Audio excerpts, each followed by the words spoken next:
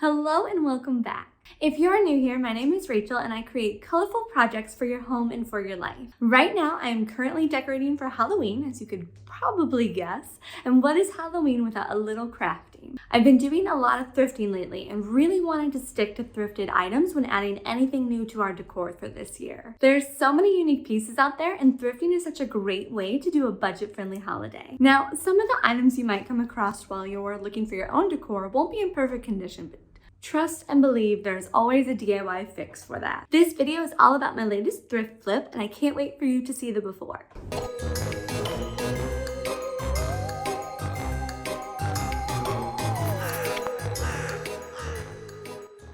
Okay, so like I said, I got these pumpkin lanterns at the thrift store. The set was only $3, so I had to get them, but the orange just wasn't the right shade for my house, so I decided to paint them.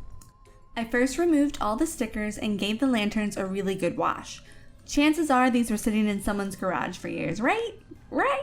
Ah, they were pretty gross. Okay, so another benefit to thrifting your items is that you really never know what you're going to get until you get it home. As I washed one of the lanterns, the paint started coming off, and not just a little bit. I think it was one of those paint and baking soda hacks, but I'm really not sure. I ended up having to scrub all of it off, but at least it wasn't too hard. It was just an extra small step.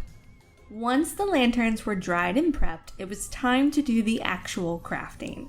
I sprayed the surface with a coat of primer, let dry, and then went in with the color. Gloves really came in handy for this project because I could place one hand inside the lantern and move it around to get a good and even coat while painting. And despite how even my paint job was, the colors, they stunk. They stunk. And I know, but as much as I love these colors on their own, they just weren't right for the project by themselves. After the lanterns dried, I decided that I didn't really like them as they were. Ryan said the pink one looked like ham. I just couldn't get past then. Plus I thought they were reading a little too pastel and Easter. So that's when I decided to test out the marble effect spray.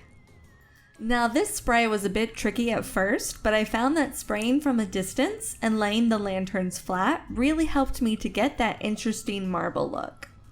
And here's how they turned out. I love how spooky they are with the faux candle. Our stoop looks so fun now. Definitely happy I did this thrift flip. Okay, so I'm dying to know, do you think that marbling saved the lanterns? Did you like them with just plain color? What do you think? Let me know in the comments below and I will see you next week for another Halloween DIY.